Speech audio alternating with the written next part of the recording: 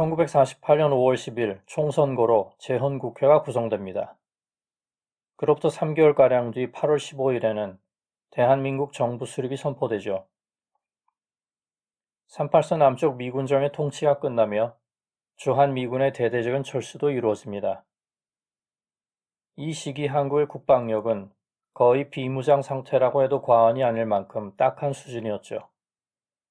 침공해오는 적군의 전투기를 막을 대공포나 맞서 출격해 적기를 요격할 전투기 한 대는커녕 탄약조차 변변히 갖추고 있지 못한 형편이었으니까요. 그 가엾으리만치 빈약한 군사력을 절감하게 할 만한 단적인 예로 다음과 같은 일화를 들 수 있을 것 같습니다. 당시 북한군이 개성시를 포격하기 위해 개성 뒤쪽의 산을 차지하고 있었을 때 남한에는 그들을 제압할 폭격기가 없었기에 10여 명의 한국군 자살 특공대가 그 산으로 기어올라가 아군 영토에 포탄을 쏟아부으려 또아리를 틀고 있던 북한군을 향해 수류탄과 함께 제 온몸을 던져 자폭할 수밖에 없었던 바로 그 참담한 군사작전. 이승만 대통령은 미국을 향해 방어를 위한 무기나 장비를 지원해달라고 지속적으로 요구를 했지만 미국은 어찌된 영문인지 냉담한 태도를 일관했죠. 미국은 왜 남한의 대북 방어력을 든든히 하기 위한 군사력 강화 지원을 꺼렸을까요? 남한의 적극적인 군사력 증강이 자칫 소련의 심기를 건드려 동아시아에서의 군사적 긴장 상태를 높일 것에 대한 두려움. 이것이 미국 행정부가 한반도를 바라보는 주된 입장이었기 때문일 것이라는데 대체로 동의할 수 있을 것입니다.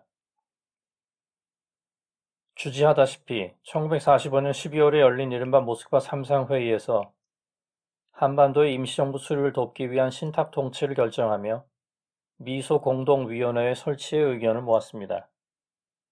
이때는 군인으로 참전한 자국 젊은이들의 생명과 국력의 손실이 상당했던 제2차 세계대전 및 태평양 전쟁의 뒤끝이 모두 채 가시기도 전이었기에 미국은 미소 양대국이 첨예하게 각을 세우게 돼 한반도에서 또 다른 심대한 혈전으로 이어질 것을 극도로 꺼려해 소련의 눈치를 보고 있었습니다. 따라서 미국은 사실상 북한의 뒷배가 되어주고 있던 소련을 자극하는 일들이 남한에서 가급적 일어나지 않도록 관리해야 했을 겁니다. 사정이 그러하니 한반도가 자유민주주의 체제로 반드시 하나가 되어야 한다는 강경한 반공주의 자세를 공공연히 드러내며 완강한 태도로 일관했던 이승만을 미군정이 들어섰을 때부터 눈엣가시로 여겼던 것은 미국으로서는 어쩌면 당연한 처사였을지도 모릅니다.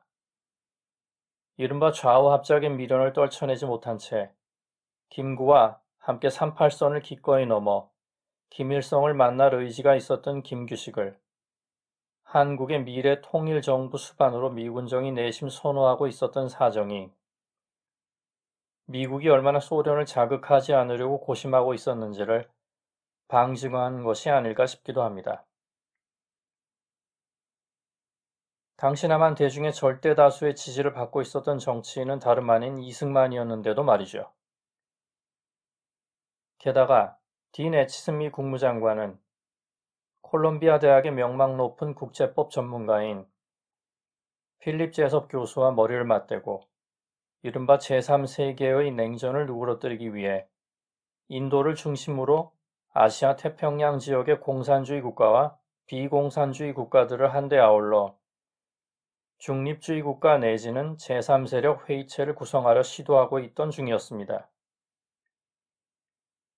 애치슨이 추구했던 이러한 지향점을 비추어 본다면 중국의 공산화와 한국전쟁이 그 계기가 되었다고 할 수 있는 메카시즘이라는 반공주의의 열풍이 아직 미국을 휩쓸기 전인 그때까지만 해도 미국은 자유민주주의 체제와 자본주의 시장 경제 시스템의 토대를 근본적으로 뒤흔들 세계 각지의 공산화의 위험성에 대해서는 상당히 과소평가하고 있었거나 비공산주의 국가와 공산주의 국가들을 제3세계 회의체 따위의 형태로 유대관계를 맺도록 한다면 그 잠재적 위협을 희석시킬 수 있을 거라는 다소 나이브한 낙관에 기대고 있었던 것이 아닌가 하는 추론도 가능할 것이라는 생각이 듭니다. 다시 말해, 메카시즘과 같은 공산주의를 과격하게 배격하려는 각성 아닌 각성이 일기 전, 미국은 적어도 한국전쟁 발발 전까지는 공산화의 치명적인 확장성을 과소평가하며 남한의 국방력 증강을 지원함에 있어서 소극적이고 조심스러운 입장을 내비침으로써 소련을 자극하지만 않는다면 소련이 부동항을 찾아 남하하려는 야망을 최소한 38선에서 그치리라는 바람에 의존하고 있었던 것이라는 해석도 가능할 것입니다. 아마도 이런 방침이 애치슨 국무장관으로 하여금 동아시아 태평양 영역에서 대만과 한반도를 미국이 지키는 방어선에서 제외하는 애치슨 라인을 선언하게 된 주된 배경이 되었을 것입니다. 이 대목에서 우리는 이른바 수정주의 사관에서 파생될지도 모르는 다음과 같은 음모론을 경계해야 할 수도 있을 것입니다. 즉, 애치슨 라인은 한반도를 방어선에서 고의로 제외시켜 북한의 남침을 유도한 뒤 전쟁으로 군산복합체들이 돈을 벌고 38선 이북으로 밀고 올라가 무력으로 한반도를 자유민주주의 체제로 통일할 수 있는 명분을 마련한 것이다. 운운하는 것을 말입니다. 물론 이 세상 모든 음모론이 다 틀렸다는 주장을 하고자 하는 것은 아닙니다. 전쟁은 언제나 늘 치밀하고 용의주도한 배후에 보이지 않는 손에 완전 무결한 계획만은 아니라는 것을 유념할 필요가 있다는 것입니다. 현재도 생생하게 벌어지고 있는 러시아의 우크라이나 침공 전쟁이 그것을 방증하고 있지 않습니까? 러시아의 푸틴은 3일 만에 우크라이나를 완전히 점령 굴복시킬 수 있을 것이라는 기대를 안고 자신만만하게 우크라이나를 침공했다고 하죠. 하지만 돌아가는 상황을 우리는 다양한 경로를 통해 똑똑히 목격하고 있습니다. 오판의 의존에 일으킨 전쟁의 수렁 속에 빠져 러시아는 지도자 푸틴의 리더십과 국가의 위신 자체가 송두리째 흔들리고 있는 것을 말입니다. 이 어리석고 무모한 전쟁에 어떤 치밀한 음모가 도사리고 있다고 할 수 있을까요? 자, 각설하고 애치슨이 그런 방어선을 선언한 것이 어째서 당시 미국의 입장에서는 타당한 정책이며 극동아시아에서의 전쟁을 방지할 수 있는 방침이라 여겨졌는지를 딘 애치슨과 필립 제섭이 시도했던 제3세력 회의체를 주목하면서 이승만의 정치고문이자 대미 로비스트로 활동한 로버트 T. 올리버가 피력했던 그의 의견을 통해 다시 한번 가늠해 볼 수 있을 것입니다. 올리버는 자신의 저서에서 다음과 같이 밝혔습니다. 이러한 접근이 미국 행정부에 주는 이점은 다음과 같습니다. 1. 필요한 민주, 공화 양당의 지지를 재구축하는 데 도움이 될 것이다. 2. 미국이 소련에 대한 도전을 중단하면 아직도 평화를 지킬 수 있다고 생각하는 대다수의 대중들을 만족시킬 것이다. 3. 소련 세력 중심부에서 먼 거리에 미국 라인을 그음으로써 아시아 지역의 분쟁을 지연시킬 것이다. 이제 우리는 미국이 애치슨 라인을 선택했던 이유를 올리버의 견해로 미루어 그럭저럭 납득할 수 있을 것 같습니다. 자, 그럼 왜 애치슨 라인으로 미국의 방어선에서 한반도를 제외시켜 놓고 막상 북한이 남침을 하니 부랴부랴 유엔 안전보장이사회가 소집되고 연합군을 이끌고 미국은 한국전쟁에 참전했을까요? 아니, 한반도를 안 지킨다고 선언했잖아. 그럼 북한이 남한을 집어삼켜도 그냥 놔둬야지 왜 뒷북을 치는 걸까? 이제 마지막으로 이 의문점을 다뤄보면서 이 이야기를 마무리 짓도록 하겠습니다.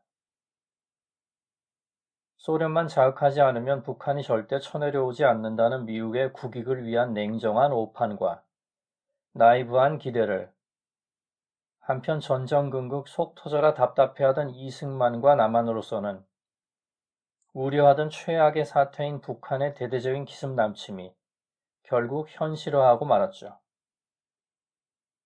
그 시점 미국의 트루만 대통령은 미주리주의 자택에 머무르고 있었는데 올리버의 말에 따르자면 그는 당장 워싱턴으로 복귀하고자 하는 충동을 받았지만 딘 애치슨 국무장관이 하루를 늦추도록 조언하였다. 유엔이 평화의 파괴에 대응하는 데 앞장서도록 기다리면서 미국이 부적절하게 놀랐다거나 황급한 조치를 취했다는 인상을 피하기 위한 전략을 택한 것이었다. 라고 했습니다. 그리고 애치슨은 유엔 안전보장이사회에 즉각적인 소집을 요구했죠. 전쟁 발발 다음 날인 6월 26일 백악관은 어떻게 대응할지 검토 중이었고 파죽지세로 밀고 내려온 북한군이 이미 서울에 접근하고 있을 때 도쿄에 있던 맥아더 장군에겐 한국의 군수품을 공급하라는 지시가 떨어집니다. 애치슨 라인에도 불구하고 어째서 트루먼 대통령이 한국전쟁에 미군의 참전을 결정했는지 올리버의 설명을 또 들어보죠. 미국이 대한민국을 군사적으로 방어해야 한다는 적어도 세 가지 어쩔 수 없는 이유가 있었다. 하나는 한국을 공산주의자들이 지배하는 경우 일본이 심각한 위험에 처할 것이라는 점이다. 또 다른 하나는 집단안전보장기구로서 유엔이 존재 이유나 의미를 가지게 되려면 대한민국 수립에 책임이 있는 유엔은 반드시 세계 각국의 지지를 받아야만 한다는 점이다. 세 번째 이유는 노골적이고도 공공연한 공산주의자들의 침략이 성공을 거두도록 방치하는 것은 다른 모든 아시아 나라들을 정복해도 좋다는 초대장이나 다름없다는 점이다. 만약 또 다른 이유가 요구된다면 그것은 정치 영역에 속하는 것이었다.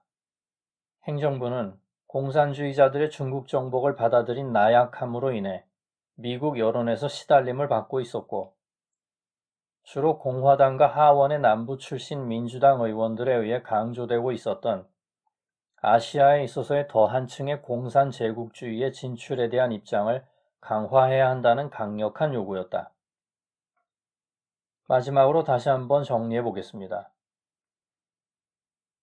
소련을 도발하지 않으면 전쟁이 일어나지 않을 것이라는 순진한 판단에 의존해 애치슨 라인을 긋긴 하였지만 막상 전쟁이 발발하고 나니 남한을 공산화로부터 막아야 하기는 했다. 일본이 위험해지고 유엔의 감시하에 총선거가 이루어져 탄생한 대한민국이 무너지면 유엔의 존립 근거도 흔들린다. 다른 아시아 나라들로의 공산화 확산 역시 저지해야 한다. 이 세 가지 명분이 대한민국을 공산화로부터 구해낸 것이죠. 한번 되새겨보게 됩니다. 전쟁을 일으키는 원인은 음모론처럼 언제나 늘 어둡게 용의주도하지도 치밀하지만은 않다는 것. 한반도에 전쟁이 일어나지 않을 것이라는 순진한 낙관과 오판이 빚어낸 애치슨 라인. 그리고 2022년 2월 24일 우크라이나를 3일 만에 굴복시킬 수 있을 것이라 믿고 침공했다가 정권의 존립 자체가 위태로워진 러시아의 푸틴의 오판 역시 우리에게 시사하는 바가 크다 할 것입니다.